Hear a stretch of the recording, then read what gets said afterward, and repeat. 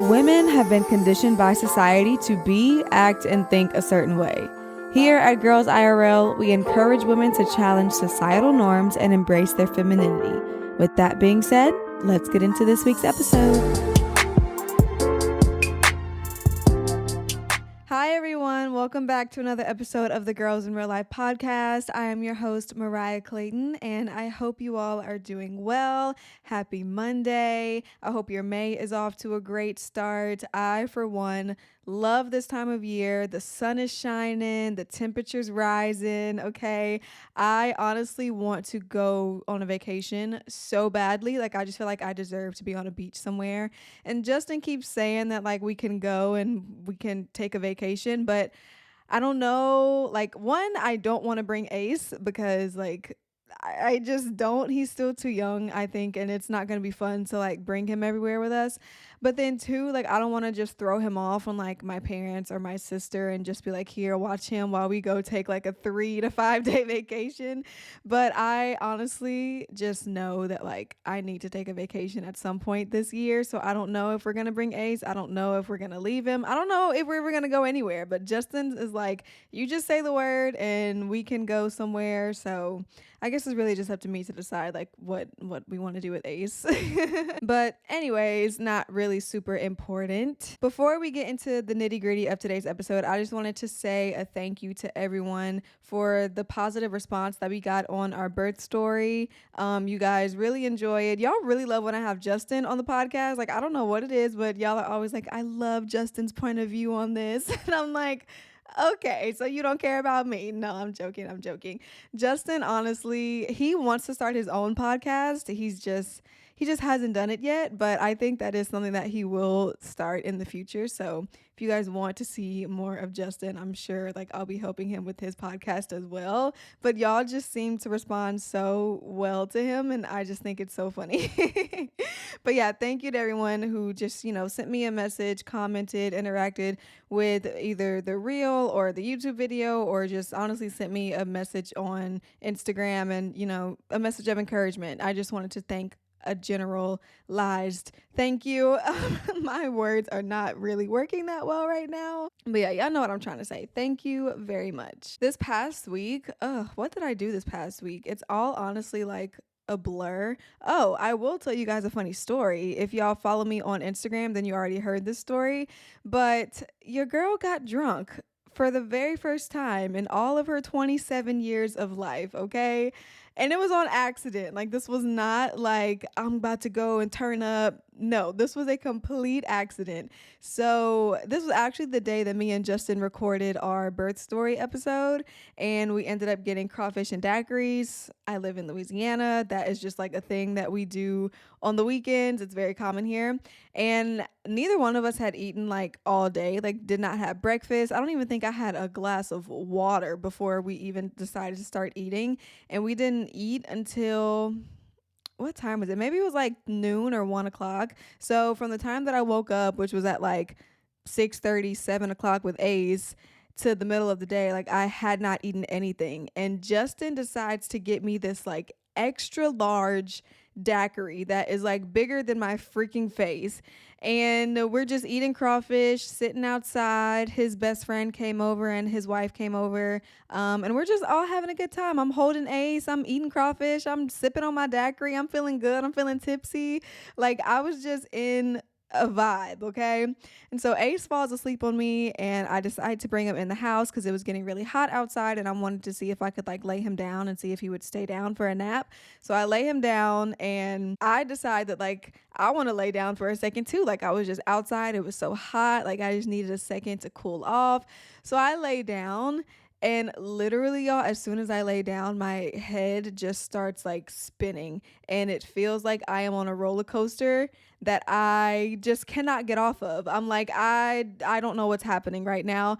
So Justin comes in and he's like, "Are you drunk?" And usually he jokes and asks me this every time that I drink, because I always tell him I'm not drunk. So he always asks me. And he always expects me to say no, because I always say no.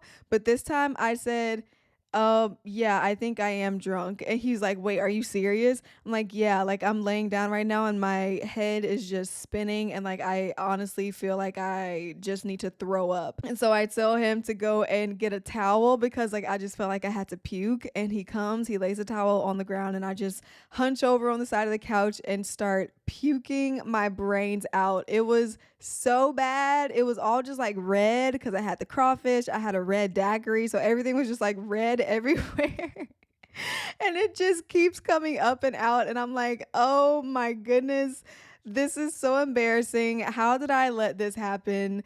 And apparently, Justin said that I messed up when I decided to lay down because apparently, if you're drunk, once you lay down, it's like over with. You feel awful. Your head starts hurting. You feel like you have to throw up. Like, I guess you just have to stay vertical. And I just didn't know because I've never been drunk before. And I always said that I would never get drunk. And I guess never say never. I wasn't like passed out, pissy drunk, like couldn't remember what happened drunk. I was more so just like, ooh, I don't feel good kind of drunk, you know? So I'm like, I never want to feel like that again. And it's so bad because Justin drinks often, and he usually tries to get me to drink with him. He's like, what do you want to drink? Like, I can go get you some wine. I can get you like whatever. I can make you a cocktail. Like, he is just a bad influence all around. So I'm just going to blame him. But yeah, that's something eventful that happened to me this past week was I got drunk for the first time, and it was a sight to see, that's for sure. But I'm glad I'm feeling better now. I got drunk. What time did I start throwing up? I probably started throwing up around like 4 or 5 o'clock p.m. that night, and I took a nap after I threw up, and I woke up again around 7 o'clock because we had to give Ace his bath. And I woke up and I was still tipsy. And I was like, what is going on? Like, I've never in my life experienced this. And I've had some times where I've like drinking a lot and I've never like felt like this, never been drunk to the point to where I felt like I had to throw up. Like, I really just think it was because I hadn't eaten all day. I was out in the sun and I just decided to lay down. Like, I think all of it together was just a bad combination. So I will know better for next time. But yeah, besides that, what else did I do this past week? I watched Firefly Lane on Netflix, and y'all, I ugly cried like a freaking baby. Okay. If you have never watched Firefly Lane on Netflix, I'm telling you right now, you need to watch it. It's probably the best show that Netflix has ever done. I love it so much. It is just so good. And apparently it's a book too. So now I'm like, I want to read the book. But the gist of the show is you're just following the story of these two best friends who basically like grow up together, and you just see like the complexities of their life and their friendship and all of that stuff just grow and develop throughout the years. And it's really cool because you're kind of seeing 3 different time zones play out. So you're seeing them grow up in high school in the 70s, and then you're seeing them graduate and work at this TV news station together in the 80s. And then you also see them like raising their families and getting married and having relationships in the early 90s and 2000s, like as they're getting older. So it all just kind of plays out together at the same time, which I think is really cool. And you just see the stories simultaneously.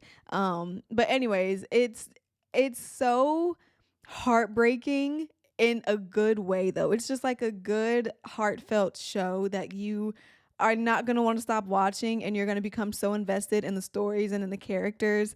And at the end, I just started bawling, crying because the end is just so sad. It's sad, but it's so sweet in the best way possible. And like, I don't want to give it away in case y'all want to go watch it, but it was just so good. And I probably, honestly, that's a series that I could probably rewatch over and over again because it's just that good. So if you're looking for something to watch or you need like a Netflix recommendation, I highly suggest that one because it was really, really, really good. But yeah, anyways, I'm pretty sure that's all that I wanted to cover in today's intro. I got drunk and I cried my eyes out to a show on Netflix. Today's episode, I am talking about my postpartum journey, my postpartum experience, my mindset, the products that I use, just kind of like giving y'all the rundown of what postpartum was like for me. And I still am in postpartum. And I actually saw a post on Instagram and it was like, you're never really out of postpartum because like when after you have a baby, like you're literally going to be postpartum for the rest of your life because you're postpartum.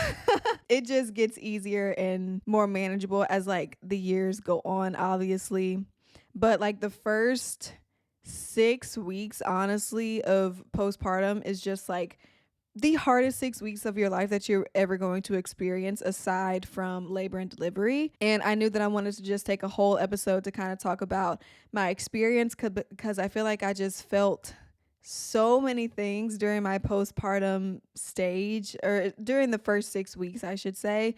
And I don't know, I just want to share and talk about it in case anyone is curious, in case anyone wants to know, in case you are struggling postpartum and like something I say validates you in any way. Like I just feel like I need to share the things that I've been through and experienced so that y'all know what the tea is on that. So if you guys did not listen to my birth story last week, then I would suggest you start there because everything that I'm going to say now is kind of coming after that, everything that happened with me being in the high risk unit and the doctor having to go in and like scrape my uterus and all of that trauma that happened to my vagina down there. Like a lot of that is what I'm going to be talking about in the first parts of this episode. So pretty much when I was in the hospital, after they scraped my uterus and made sure my blood pressure was good and did all of that, after everything kind of like settled down and my adrenaline had shut off, that's when everything really just started to hurt. And not that it didn't hurt before, but like after I had just went through all of that and I came off of all the pain medicine and everything, like I realized how much pain I was actually in because for the first time in 2 days, like I wasn't drugged up on stuff. So for me, everything just felt like really heavy down in my pelvic area, and it was difficult for me to get up and like go to the bathroom. I would have to get people to help me out of the hospital bed. I would have to walk like extremely slow to the bathroom. I could not just like plop down on the toilet. I had to literally like lower myself and ease myself down. Even like peeing took a lot of effort too. It was just a lot that I had to struggle with and deal with while I was still in the hospital. But the one thing that I remember the most was just like being sore. And yes, I was sore in my vagina and like my pelvic area, but I was also sore in my arms, in my legs, in my hand because I had the catheter in the vein on my hand, and then not the catheter. I had the IV in the vein on my hand, and then I had the catheter taped to me like on my leg, and then also like I had my rings on and I was just like really swollen with like fluids and liquids. So everything was just like very swollen up. I felt like a balloon. Like I just looked like somebody had blown me up with like air or something, and I just felt I could not even tell you. And I wish that I would have took a picture, but I honestly like didn't even want to remember myself looking like that because I could not even recognize myself. But yeah, everything hurt. Every single part of my body. Like there was not one thing on my body that did not hurt, especially my back. My back was just like in so much pain.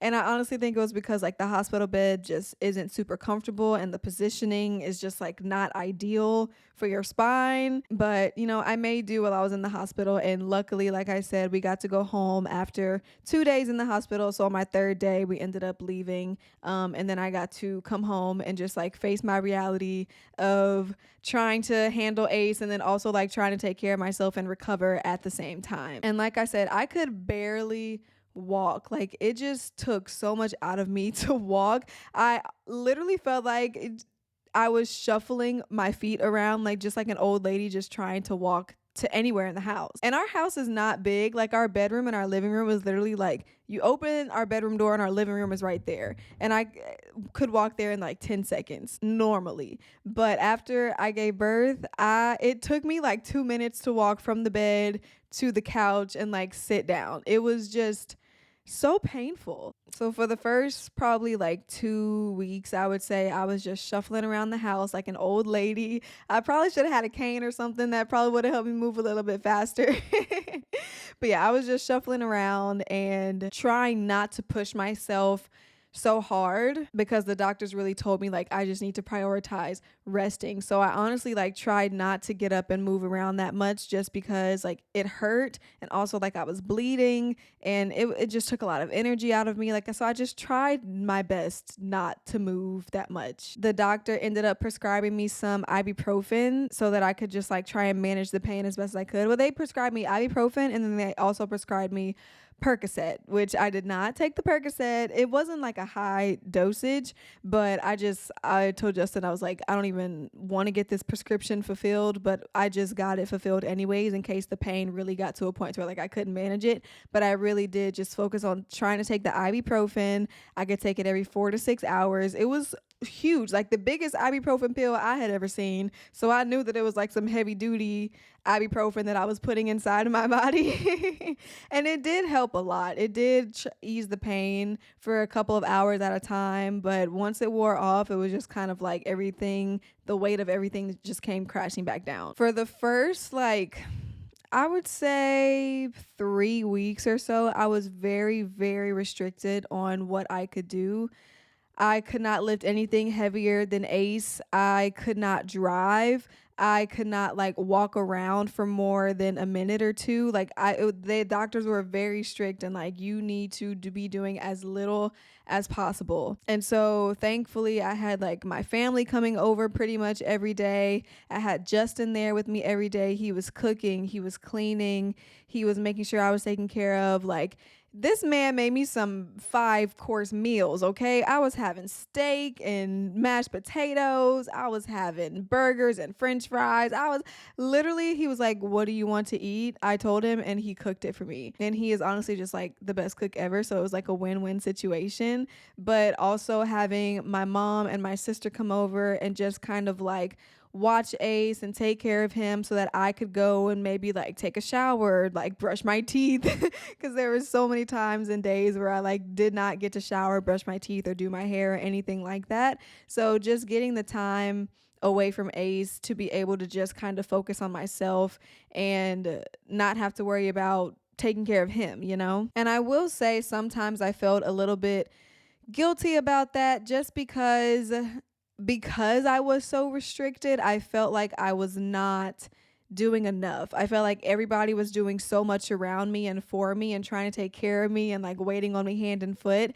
And I just felt guilty about it because I felt like, dang, like I'm literally not doing, I can't even do the dishes after Justin cooks, or I can't like clean. I can't carry Ace to his room to go and change his diaper because I'm hurting right now. Like there was just so many things that I felt like I could not help with. And it was a little frustrating and kind of discouraging. And I don't know, I just felt bad, and I didn't want anybody to feel resentment towards me because they felt like they had to do things for me or had to take care of me or had to, you know, come over and help me out. And I know that that's not how they felt at all. Those are just irrational thoughts that I had in my own mind, but I don't know, like I wanted to be able to help in more ways than I was able to. And it was just frustrating when I couldn't because I am so used to being extremely active and extremely like high energy. And at that time, I just was none of those things. I was just very tired. I was very sore and in pain and just trying to manage, honestly. And I did not know if I would ever see the light at the end of the tunnel. Like at that moment in my recovery, I was just so sad and I was just crying because I didn't know if I would ever get to feel like myself again. Like I said, from being this high functioning, high energy person to being the person that I was a week, 2 weeks after I had Ace, like it was a complete 180, and I did not recognize myself at all. I didn't recognize myself physically. I didn't recognize myself emotionally, and it was just a lot for me to process. And so I was really just sad about the fact that I can't do the things that I want to do. I can't help out around the house. My body hurts and I'm struggling so bad. And then I'm looking in the mirror and I literally hate what I see. So that was just like a whole other hurdle for me to get over. I knew that my body wouldn't look the same or feel the same after I had a baby, but I did not know how much it would affect me mentally. Honestly, when I looked in the mirror, I didn't recognize anything about my body. Even after I had gotten home from the hospital, my body was still swollen up for a few days after I had had all those fluids and medications in me. So like my fingers were super fat, my arms were really fat, the skin around my stomach was very extremely loose. Like it was so loose I could just like almost pick it up and it would just flop down. And also like the skin around my legs and on my butt, like it was all just really loose, and my vagina felt loose. Like everything honestly just felt loose. It felt like I didn't have any control over my body at that point.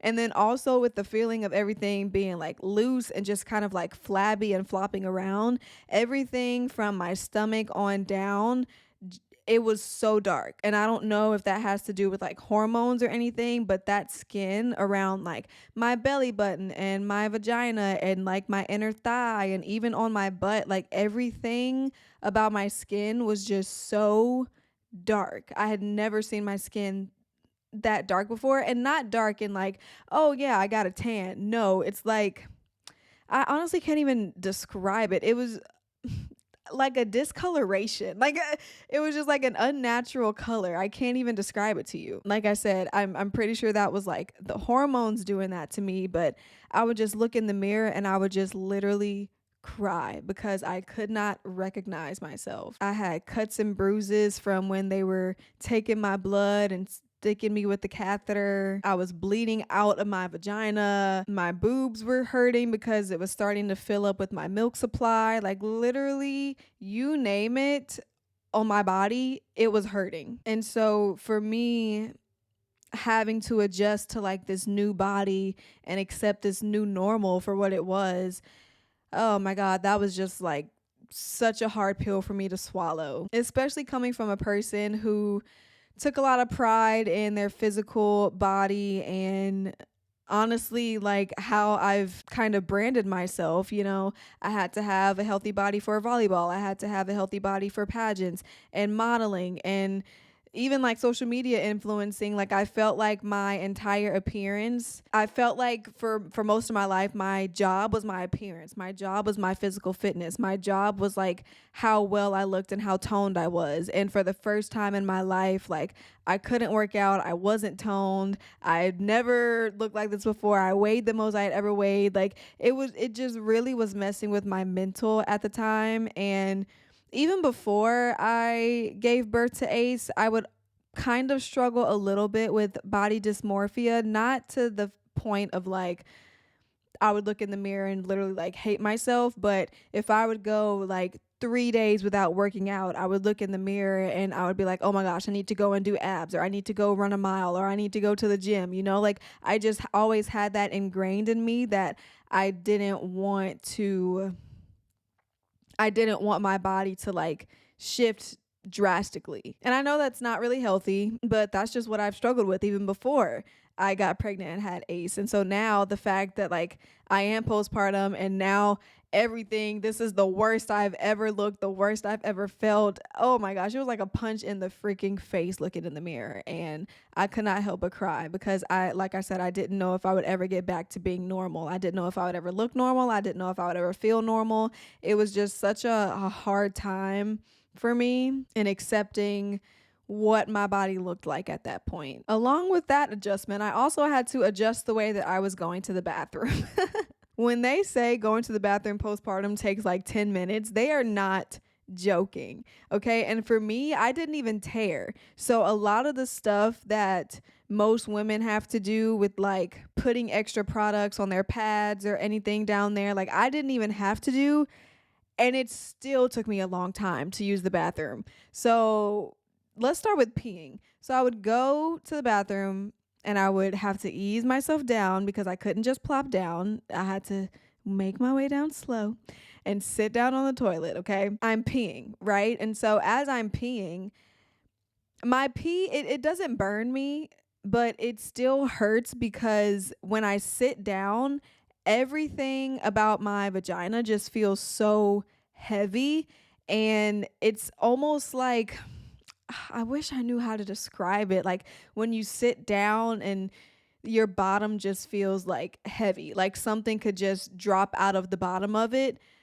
but you know nothing is. Like that is what it felt like when I would sit on the toilet and I would go to the bathroom. So peeing didn't hurt or sting because I had stitches. It just kind of like, it just felt really heavy when I sat down and I peed to use the bathroom. So after I pee, okay, I would take my peri bottle, which is the thing that you put the water in, and I would squirt it because you can't really wipe yourself. You have a huge gaping bleeding hole in you, like down there. So that's how I would clean myself, is I would just spray the peri bottle, and then I would also take some tissue and just kind of like pat dry, because again, like you don't want to wipe just because like you just don't want to, trust me. Okay, and then after I would squirt and pat dry, I would get a pad to replace the one that I had. So I would take the pad off, roll it up, put it in the trash can, get another pad, take it off, put it in my underwear. And then I also would take like this, I think it's called like perineal foam. And it's supposed to just kind of like soothe everything down there. It has like this little cooling effect, which was really nice. So I would just kind of spray that on my pad. And I also had like witch hazel in it. So I would spray that on my pad, and then that would be it. So that would be like my bathroom routine. And I know for so many other women like who have stitches and things like that, like it looks like a lot more. Like some people are putting ice packs down there, some people are putting layers and layers of other products down there, like I don't even know, spraying dermaplast, like the numbing cream and all that stuff. Like thankfully I did not have to do all of that, but even still my bathroom process, it was a process. Now pooping, I would do the same thing for pooping, except I would actually wipe when I pooped. And luckily we have a bidet in our bathroom, so I could just bidet and then wipe myself clean. But pooping, this is what nobody tells you after you have a baby and you poop. It hurts like hell. When you're pregnant or after you just have a baby, you are very, very susceptible to getting like hemorrhoids or what's called anal fissures. And that's just because like there's been so much trauma that's happened in your lower region down there that like these things just happen and they just come up. Like I couldn't even tell you the scientific reasoning behind it, probably because like of the hard pushing and stuff, but it's very likely that you will probably get hemorrhoid or an anal fissure or something like that. And so for me, pooping hurt so bad and I was so constipated. Nobody tells you that you're going to be constipated after. And that's why like they advise you to take stool softeners or Miralax or things like that just to kind of help soften your poop a little bit. But I was doing diarrhea when I was in the hospital. So they told me, they're like, you probably don't need any stool softeners because like you have a lot of diarrhea. Like we don't want your poop to be any like softer than what it is, because it's literally like liquid. Like, sorry if that's TMI, but it was literally straight liquid coming out of my ass when I was in the hospital. So coming home, I wasn't too worried about pooping because I was having diarrhea. So like I didn't feel like I was constipated. If anything, I thought my poop would just go back to like normal. But I was freaking wrong, okay? It hurt so bad. Like literally I remember pooping and it was just like I was pushing out literal rocks. It felt like this is TMI, I'm so sorry. It just felt like each turd was just like scraping the inside of my asshole. Like it was just so extremely painful. And then like I would wipe and there would just be blood on the tissue because it scratched me like that bad. Like I don't even know how else to describe it. So it was not fun going to the bathroom postpartum, peeing or pooping. But now thankfully like my poop is back to normal and I don't have to wear pads anymore. And I honestly thought that I was going to be bleeding a lot more, like for a lot longer than I actually was, but I stopped bleeding probably around, I would say, dare say even like the 4 week mark.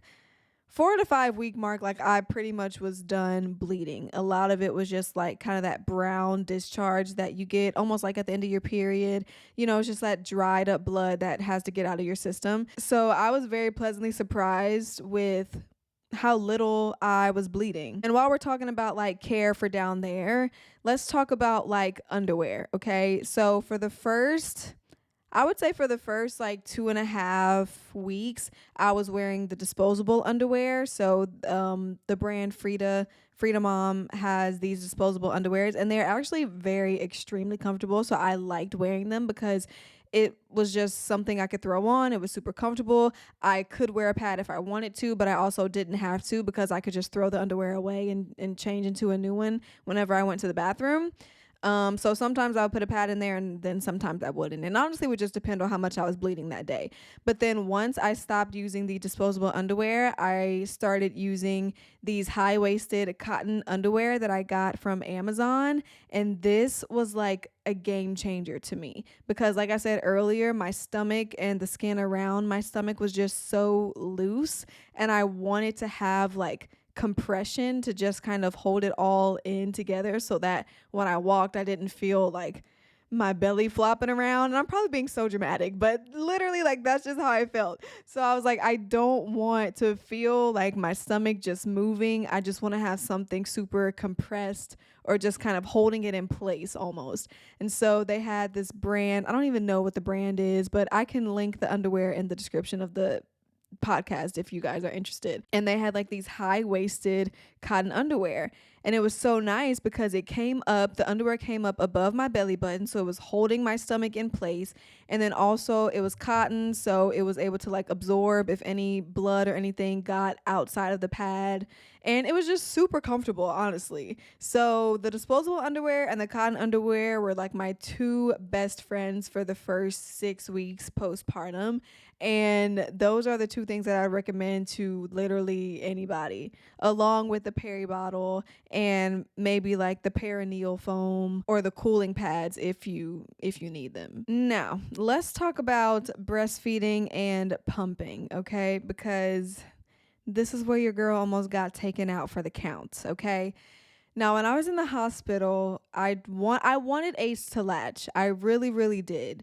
And so when I was in the hospital, like right after I had gave birth, before everything took a turn for the worst, we were trying to get him to latch. And it was really difficult because your milk doesn't come in for a few days. And this is something that I did not know. So when you're breastfeeding for those first probably 2 to 3 days, you're not really making milk. You're making what's called colostrum, which is like this very thick liquid that comes out of your nipple, and it's supposed to be filled with like nutrients and super good for the baby and all of that stuff, right? The thing is, you literally only get like, I'm not even kidding, maybe like 2 milliliters of this when you're like hand expressing. So when I was in the hospital, you had to like hand express, which means like I had to basically squish my boob and squeeze my nipple to try and get the colostrum to come out, and only a little bit would come out at a time. And when Ace first got out, like, he didn't know how to suck. He didn't know like what a nipple was. Like, he just got here. He only been here for a few hours. So he didn't know like what it was, and it was a learning process for the both of us. And I remember them putting him on me and like trying to get him to latch, and he would latch for like 5 seconds at a time or like 10 seconds at a time, and then he would like unlatch. But it was really difficult, I think, for him because he was having to do a lot of the work with his mouth, and he wasn't getting a lot of reward, meaning like he wasn't getting a lot of milk out of my breast because like there was none. He was just getting this very little tiny bit of nutrients, and that was it. So we tried right after I gave birth, probably like a few hours after I gave birth, before they moved me into the high risk unit. And then we tried again after they moved me into the high risk unit, and it was just me and Justin by ourselves. And I remember they had like taught me the different holds. Like, you have a football hold, which is like where you basically hold your baby like a football and put them up to your breast, and you have to hand express and try and get them to latch to your nipple.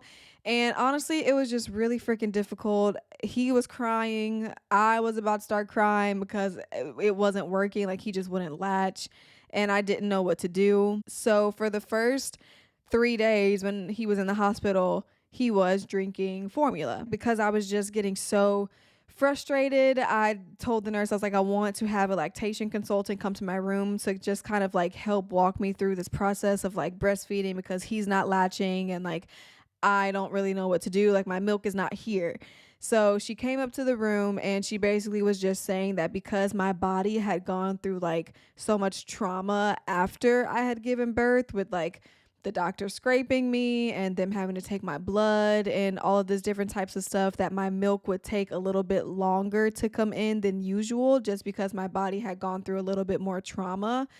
So basically, like, what she told me, what I got from that conversation was, Ace is not going to latch in this hospital. If I want to get him to latch, like, it would have to be after my milk supply comes in. I would probably have to come back to the hospital, meet with the lactation consultant, and like try and get him to latch that way.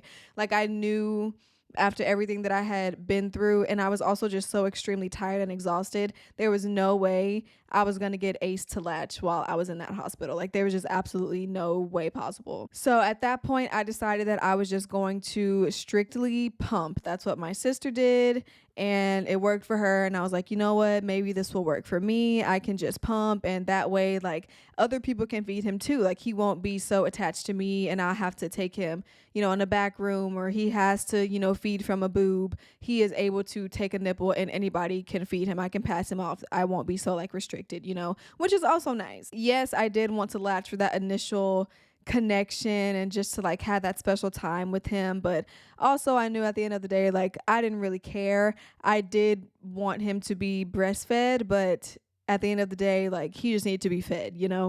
So anyways, we get home, and even after I had gotten home, I didn't start pumping until probably I got home on Saturday. I think I started to try to pump either that Sunday or that Monday. So I either waited 1 day or 2 days, just because like I was so exhausted and tired. So my sister comes over and she hooks me up to my pump, and she's explaining to me how it goes, telling me like I need to pump every 3 hours for 30 minutes at a time, blah, blah, blah, like trying to give me the rundown on everything. And again, with this process, I was so frustrated in the beginning because my milk supply still just was not there. Like, I was still only just creating colostrum. So I would literally be pumping for 30 minutes and only have, like, I'm not even kidding, not even a full ounce of anything to give to Ace. I could literally suck it up with a syringe, and that's what I had to do. We sucked up whatever I had with a syringe and just fed it to him through the syringe or through his pacifier. And that's basically like what he ate. He ate that, and then also would have like a formula bottle as well. My sister ended up giving me these milk, I don't even know what to call it. It's something that you can put into water and drink it, and it's supposed to like increase your milk supply. So I was drinking these things called Milky Mamas probably every morning, just for the next like 5 days, to try and get my milk supply up, and all that stuff. But regardless of like my milk supply, the process of pumping itself was a lot more taxing than I ever anticipated, I think. And it was just honestly the hardest thing. So when my milk supply first came in, it was so extremely painful because your body doesn't know how much milk you're gonna need. So I think it just kind of like rushes all this milk to your breast, and then if you don't like get it out, it's just gonna harden up, and you can get a literal bacterial infection called mastitis. I don't really know how to pronounce it, but it's basically like when your boobs are so engorged and rock hard solid and they turn red, and at that point like your milk is not even good to feed your baby anymore. So like you have to get it out and work through it if you want your milk to still be good, basically.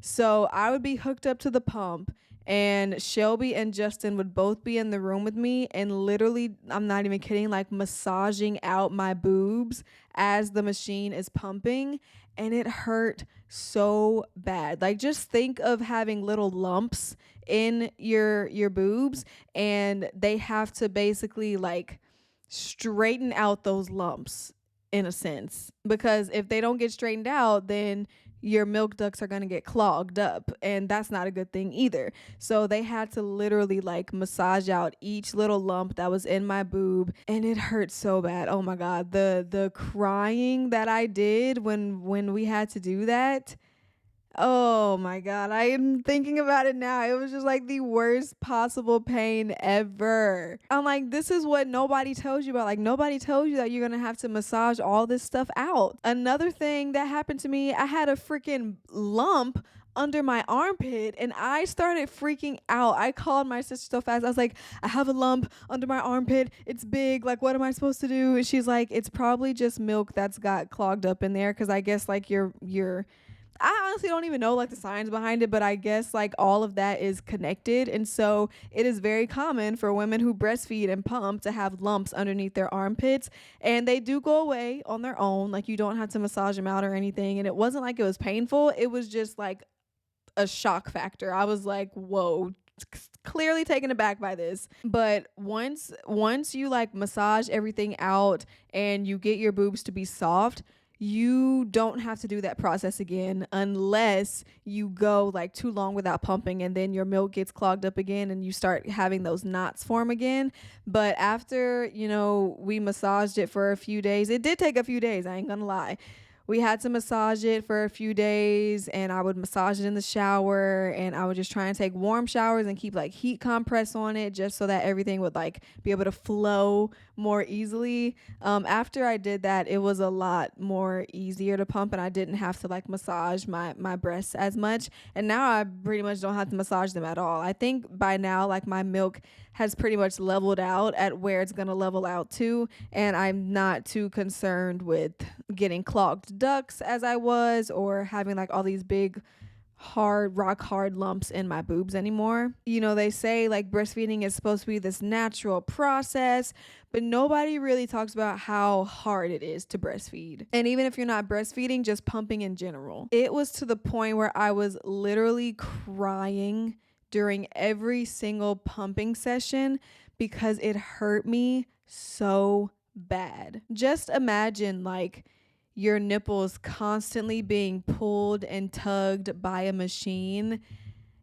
in such a rhythmic way. Like you just I like I can't even begin to explain like how painful it was for me. I would just be sitting there in my chair with this machine hooked up to me, crying because my nipples were so sore. Like, when I tell you, I could not even put on a t-shirt without wincing in pain.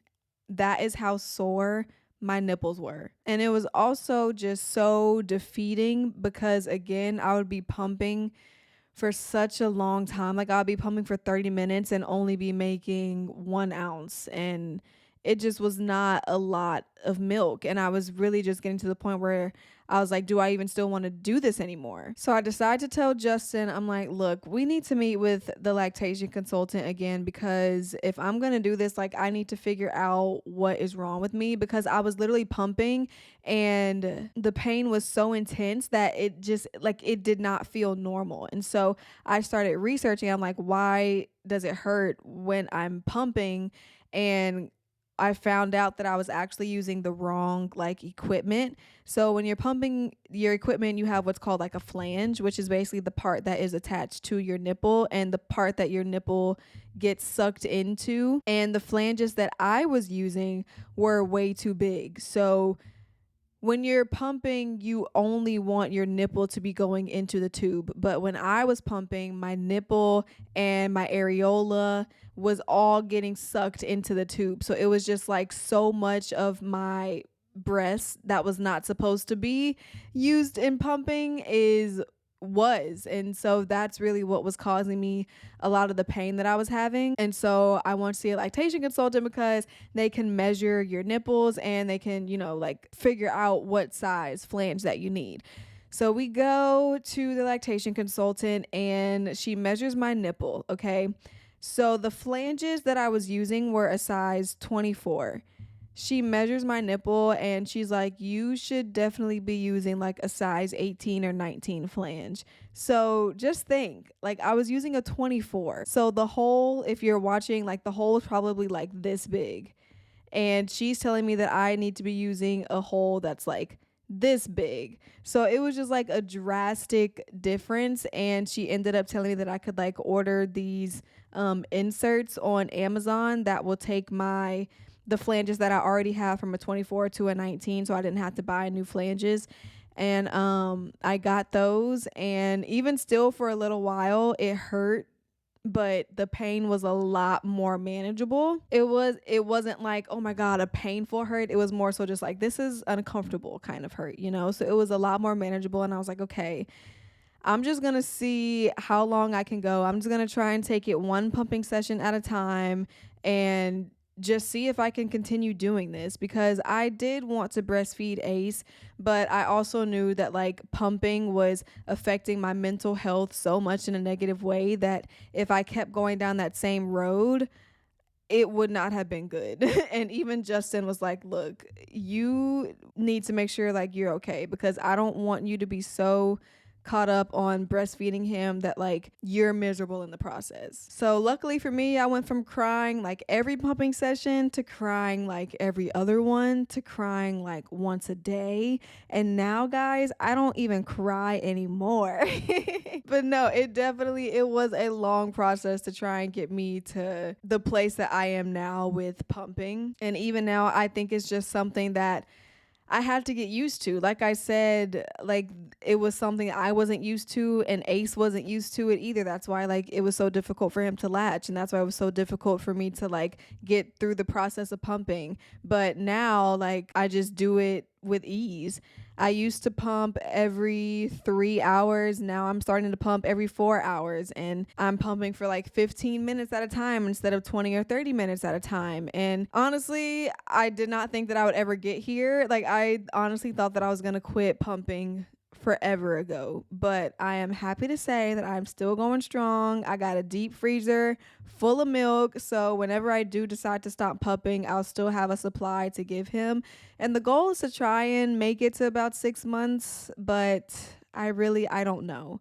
I'm going on month 3 of pumping, and like I said, we have a lot stored up. So if I ever get to the point to where like I just really feel like I need to quit, then I will. But it's not as miserable as it once was, which is good.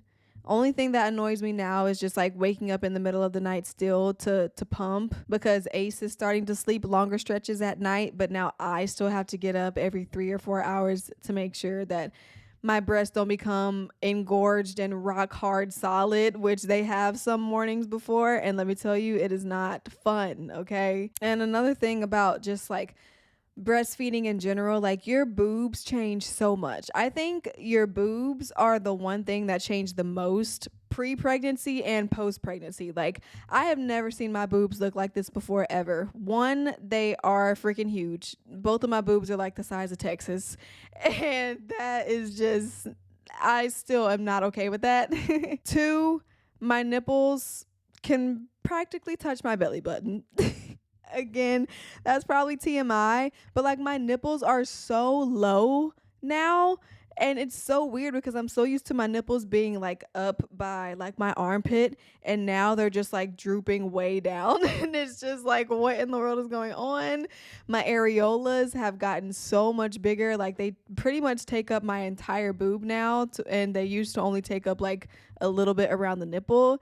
So there's a lot of changes that come with pregnancy and with postpartum, and it's a lot that you have to adjust to and get used to and just kind of accept the new normal. And that's kind of where I'm at right now. Like it took me a long time to get through that process of like being able to look in the mirror and accepting my body and embracing it for what it is at this moment. And I am now just like at a point where I feel like I can say I have accepted it. I am starting to embrace it, and this is just where I'm at in my season of life, you know? But yeah, that's pretty much all that I had to talk about. I know I talked about breastfeeding and pumping for a lot longer than I thought that I was, but that truly was the one thing that was about to send me into a deep, deep, deep depression.